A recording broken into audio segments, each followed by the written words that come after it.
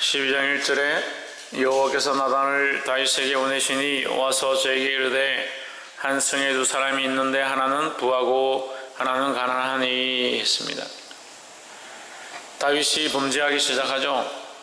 하나님의 음성을 듣지 않습니다. 양심의 가책도 느끼지 않습니다. 그의 부하를 죽이고 여인에게 눈이 멀어서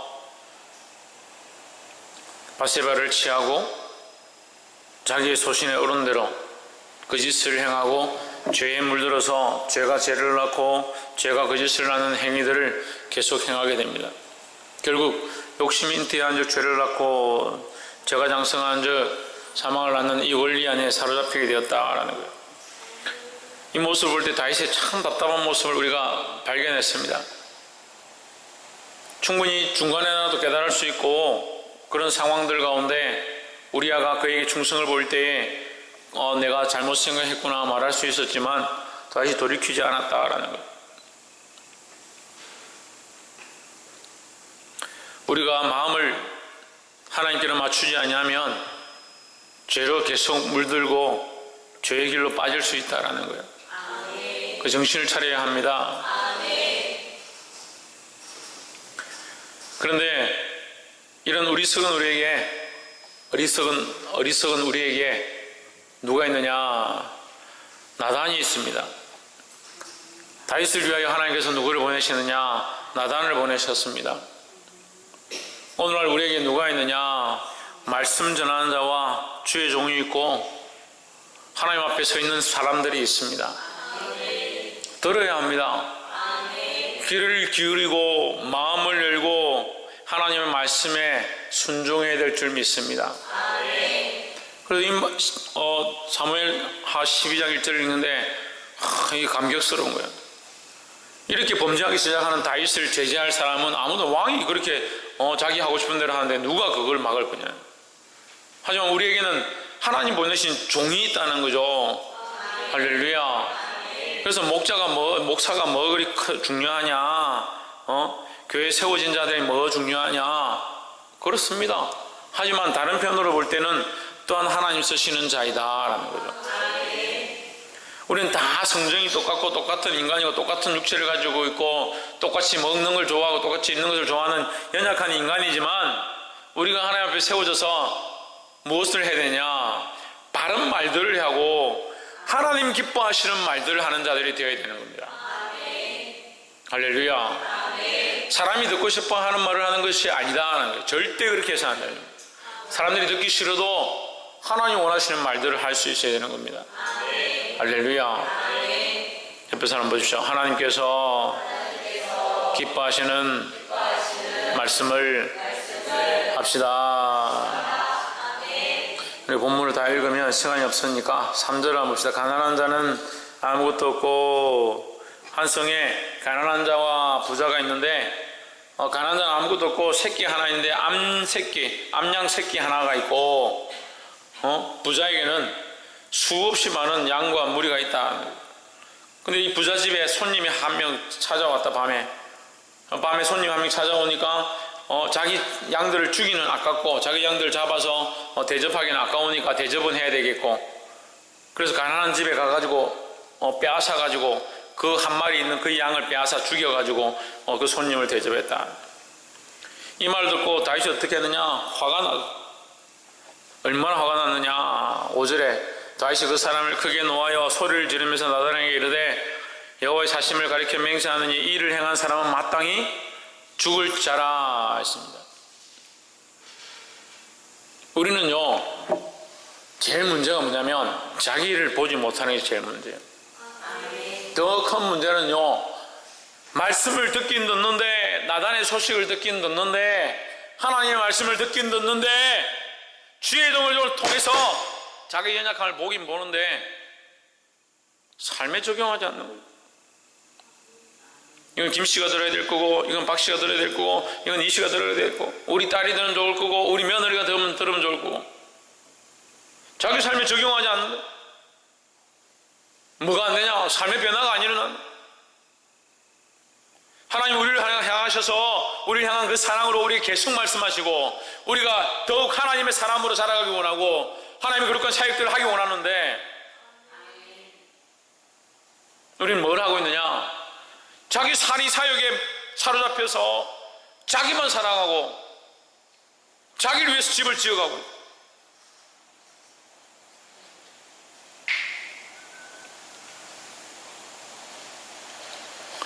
6절에 저가 불쌍히 여기지 않고 이를 행하였으니 그 양 새끼를 4배나 갚아주어야 하리라. 7절에 나단이 다윗에게 이르되 당신이 그 사람이라. 이스라엘 하나님 여호와께서 이처럼 이르시기를 내가 너로 이스라엘 왕을 삼기 위하여 내게 기름을 붓고 너를 사울의 손에서 구원하고 했습니다. 여러분, 이 12장 7절이요 심각한 말씀이에요. 하나님께서 다윗에게 뭐라고 하냐면, 내가 너를 세운 것은 네가 빼앗고 뺏어먹고 백성들 걸 뺏어서 네가 잘 먹고 잘 살고 그렇게 하라고 내가 너를 왕으로 세운 것이 아니다. 아멘 했어요 여러분? 지금 아멘 했어요? 딱 아멘 하는 거 봤어요? 여기는 아멘 안 했어요? 그냥 꼬박꼬박 졸고 있어요. 하나님 우리 다윗을 왜 세웠느냐? 백성들 거 빼앗고 백성들 거 약탈하고 자기 배불리고 잘 먹고 잘 살아라고 왕을 세웠느냐? 내가 너를 사울의 손에서 구원하고 그 사울의 것들 빼앗아서 너에게 줬지 않느냐? 그의 자식들도 너에게 줬지 않느냐? 그래서 너희 처로 삼지 않았느냐? 하나님 8절에 그 말씀을 8절 보세요. 내 주인의 집을 내게 주고, 이게 사울입니다. 사울의 집을 너에게 주고 왕의 권세를 너에게 주고 그들의 처들도 내 품에 두고 이스라엘과 유다 족속을 내게 맡겼느니라. 만일 그것이 부족하였을 것 같으면 내가 내게 저것을 더 주었으리라. 부족하다면 더 주었을 거다는 거죠. 근데 여러분 뭐가 그리 부족합니까? 아멘 했어요. 내가 딱 봤어. 아멘 하는 사람들이 다 부족해요. 얼마나 부족한지. 부족해. 이제 멈출 때가 됐어요. 뭘 알고 아멘 해요? 뭘 멈춰야 되는데? 자기 사랑하는 거, 자기만 위하는 거.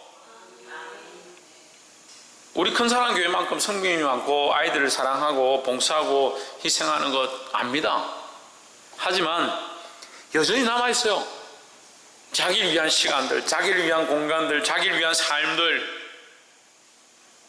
하나님께서 종으로 세우시고 주의 일을 감당하라 하고 봉사의 일을 감당하라 하고 교사로 세우시고 재직으로 세웠으면 영혼을 섬기고 어린 생명들을 살리고 복음을 일으키고 하나님 원하신 말들을 하고 자기를 희생해서 자기 시간이 빼앗기더라도 내가 좀 쉬지 못하더라도 내가 좀 헌신하더라도 영혼 살리는데 생명을 섬기는데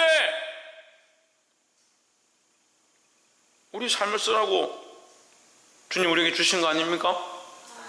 우리가 하나님 나라의 자녀고 하나님 나라의 아버지의 자녀들이고 왕같은 제사장들이라는데 뭐가 그리 부족해가 맨날 자기 뭘 먹을까 뭘 입을까 내가 이제 오래간만에 들판에 나왔으니까 신선한 공기나 마시고 아름다운 꽃들이나 보고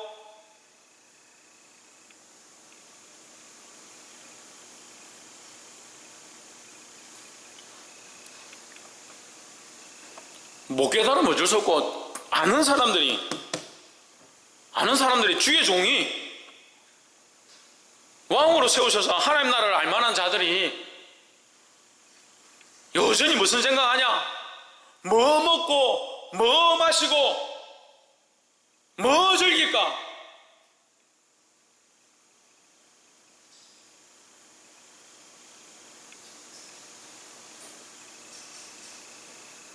주의 말씀을 깨닫고 하나님 원하시는 일들을 하고 어린 영혼들 살리고 그래도 못 하더래요. 더 쉽게 설명할게요. 소풍을 갔습니다. 여러분 소풍이 못 가서 지금 상태가 다 이래요? 소풍 못 가서 그래요? 주일에 소풍 간 게 나빴다는 게 아니라 하나님께서 은혜를 다하셔서 우리 안에 화목함과 기쁨이 있는 줄 압니다. 이제 아멘 안 하네. 화목함과 기쁨이 있는 줄 알아요. 근데 앞에 선 사람들 얘기하는 게 앞에 선 사람들. 애인하고 데이트하러 왔어요? 자기 혼자 산책하러 왔어요? 자기 자식 챙기러 왔어요?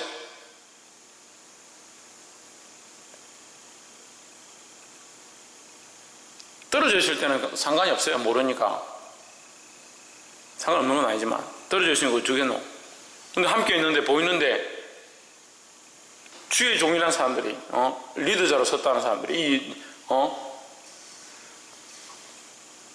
리더자로 서가지고 찬양을 인도하고 하나님 앞에 이끌어가는, 찬양할 때는 이 성도들의 마음이 열려서 하나님을 온전히 찬양하고 그 마음을 하나님 앞에 나아가기 원한다, 그렇게 생각하는 사람들이 왜 소풍하러 나가서 밖에 나가서는 그 영혼들이 하나님 앞으로 오게 하는 일들을 하지 않느냐.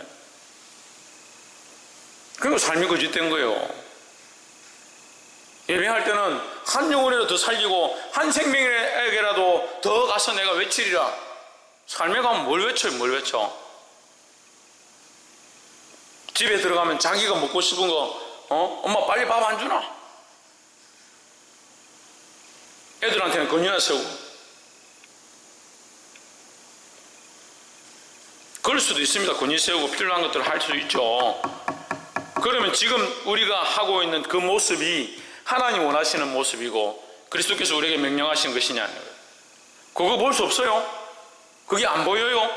다윗이 지금 다윗에게 나단이 뭐라고 책망하고 있습니까? 하나님께서 너를 세워서 왕으로 삼고 너에게 구원을 주고 너에게 하나님 나라를 허락하고 너에게 은혜를 허락하시고 성령의 충만함들을 주고 은사들을 허락했거늘 너는 지금도 앉아서 네 배만 물리고 네 삶만 챙기고 네 즐거움만 챙기고 언제까지 그렇게 할 거냐?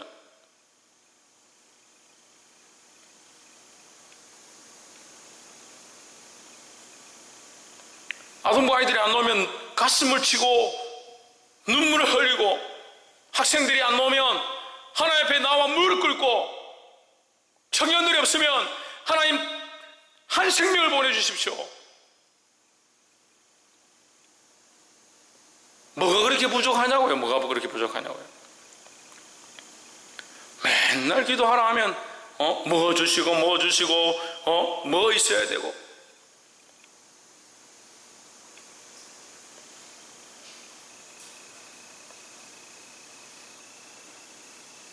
모르는 사람들이 그러면 괜찮아요. 모르니까. 여러분의 믿음이 부족합니까? 하나님 나라의 소망이 부족합니까?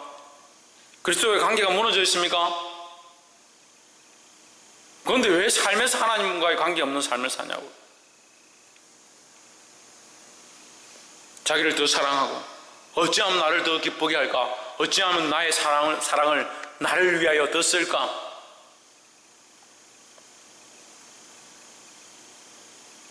말씀하시잖아요. 너에게 이것이 부족하였으면 내가 너에게 더 주었을 것이라고.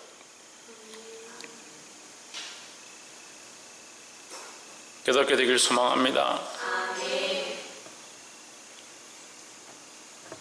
9절에 그러면 어찌하여 내가 여호와의 말씀을 업신여기고 나보기에 악을 행하였느뇨?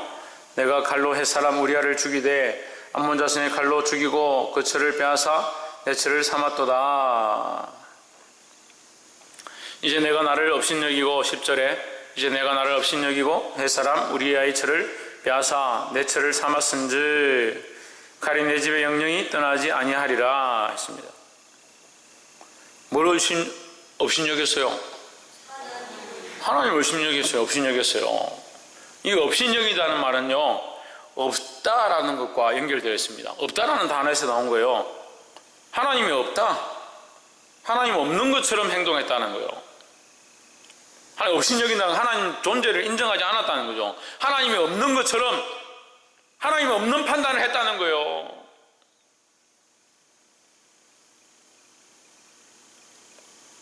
예배에서도 하나님 앞에 있어야 하고 삶에서도 하나님 앞에 있어야 하고 가정에서도 하나님 앞에 있어야 하고 이 세상에서도 하나님 앞에 있어야 되는 겁니다. 하나님 없이 여기지 않기를 주의 이름으로 축복합니다.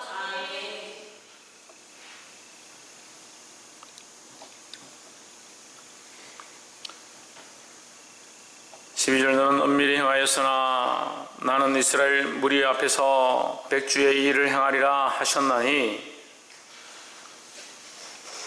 13절 다윗이 나단에게 이르되 백주의 행하죠. 하나님께서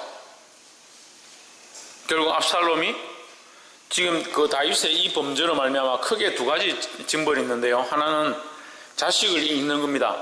그 자식을, 불법한 자식의 목숨을 빼앗아 갑니다. 두 번째는요, 그가 사랑하는 자식이 범죄하는 자리가 나옵니다. 어떤 범죄를 하느냐, 왕위를 빼앗고 그의 첩과 동침하는, 압살롬이 반역하고 동침하게 되는 그런 비참함을 겪게 됩니다. 이 다윗의 존귀함이 땅에 떨어져 버려요. 하나님 그에게 왕으로 세우신 이 왕위가 땅에 빼앗겨 버렸다는 거예요. 여러분, 우리에게 하나님 주신 이 사역, 생명을 살리는 거, 이 땅을 섬기는 거, 우리에게 허락하신 생명에 대한 거, 우리가 이거 잊어버리면요, 빼앗기는 거예요. 빼앗기는 거.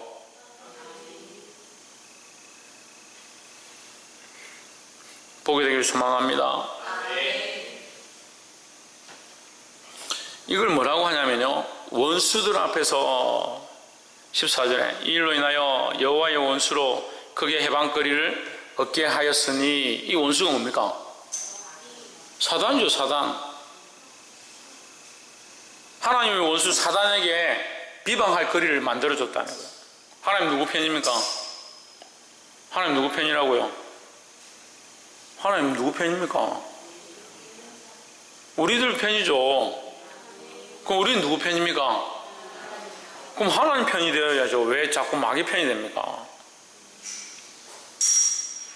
하나님 편이 되어야 되는데 원수가 하나님을 비방할 수 있는 기회를 준 겁니다. 우리가 이 생명을 돌아보지 아니하는 일들을 하는 것이. 우리에게 맡겨주신 사명이 뭐냐고요. 우리에게 맡겨주신 사명이 천국을 얻는 거니까 지금 천국을 얻으러 가야 됩니까? 우리에게 맡겨주신 사명이 잘 먹고 잘 사는 거고 잘 있는 거고 행복한 거니까 행복하게 살려고 노력해야 되는 겁니까? 왜 대답을 안 해요? 대답을. 우리에게 맡겨주신 사명을 몰라요? 우리를 부르신 소명을 몰라요? 우리를 부르신 소명이 뭡니까? 땅끝까지 이르는 내정에 복음을 전하는 것이고 영혼을 살리는 것이고 사람들의 심령을 기경하는 것인데, 이걸 하지 않으면 원수에게 해방할 거리를, 하나님을 비방할 수 있는 거리를 주는 것이라는 거예요. 누구 편에 서야 합니까? 하나님 편에 서야 하는 거예요. 듣고 깨닫게 되기를 주의 이름으로 축복합니다. 그리고 이것으로 인해서 다윗에게 18절에 보면 자식을 주셨는데 자식이 죽게 되었죠. 그 아이가 죽으니라. 그러나 다윗의 신복들이 아이의 죽은 것을 구하지 아니하였다 했습니다. 이 말씀은 우리가 잘 아는 것들인데, 29절에 다윗이 땅에서 일어나 몸을 씻고 자식이 죽었다는 사실을 알고 기름을 바르고 의복을 갈아입고 여호와의 전에 들어가서 경배하고 궁으로 돌아와서 명하여 음식을 그 앞에 베풀게 하고 먹은지라 했습니다. 자식이 죽었다는 소식을 듣고 다윗이 어떻게 하느냐. 20절, 자식이 죽었다는 소식을 듣고 다윗이 어떻게 합니까? 기름 바르고 몸을 씻고 나서 어디에 갑니까? 하나님의 전에 갑니다. 하나님 전에 가서 뭐라 했을까요? 원망하고 시비하고 왜 이랬습니까? 하나님 이렇게 했을 것 같습니까? 경배했습니다. 들어가서. 경배는 뭡니까? 엎드려 절하나요? 엎드려 절한다. 엎드려 절하면 왜 엎드려 절합니까? 당신이 옳습니다. 당신이 옳습니다. 당신의 모든 행사는 틀린 것이 없습니다 하는 거예요. 다시 이 일을 보고 본인이 어떻게 생각하느냐. 하나님 혹시 이것을 돌이키셔서 살게 하셨더라면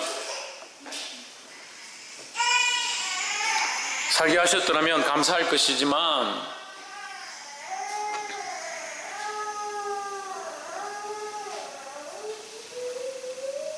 이미 죽은 것을 어떻게 하겠느냐. 이미 죽은 것을 어떻게 하겠냐. 그리고 하나님 앞에 와서 경배하는 겁니다. 왜 경배했다고? 당신이 옳습니다. 하나님 옳습니다 하는 거예요. 하나님 옳습니다.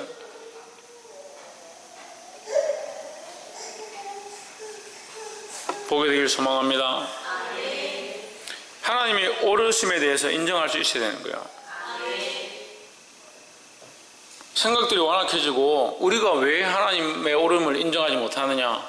내가 항상 옳으니까, 나를 위해서 내가 경영하는 게 옳으니까, 그래 기껏 기도하는 게 하나님 나를 위해서 이거 주십시오 저거 주십시오, 그거 안 주면 원망하고. 다윗이 이 하나님 앞에 경배하는 이 자세가요 정말 중요한 거예요. 왜 중요하냐? 그가 하나님 없이 하나님 앞에 나아가지 않고 하나님께 묻지 않고 이 범죄를 행했는데, 그가 깨닫고 어떻게 돌이켰느냐? 하나님 앞에 와서 엎드리는 거예요. 그에게 가장 소중한 자식을 하나님 빼앗아 갔다 하더라도 하나님 당신이 옳습니다, 하나님 행하신 것이 옳습니다, 하나님 인정하기 시작하는 거예요. 할렐루야. 말씀을 맺겠습니다. 결국 다윗은 자기 삶의 실제적인 부분을 다시 하나님 앞에 돌려드렸습니다. 자기 생각들을 바꾸기 시작했고, 자식이 죽었음에도 하나님 원망하지 아니하고, 그것이 하나님의 옳으신 판단이고 결정입니다 라고 하나님 앞에 엎드렸다는 겁니다. 할렐루야. 우리 자신들을 돌아보기를 주의 이름으로 축복합니다. 하나님께서 우리에게 명령하신 거, 우리에게 맡겨주신 거, 그걸 자꾸 잊어버리지 마십시오.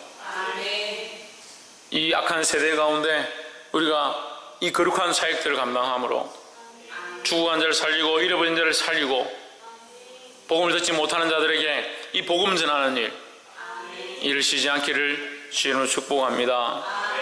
기도하겠습니다.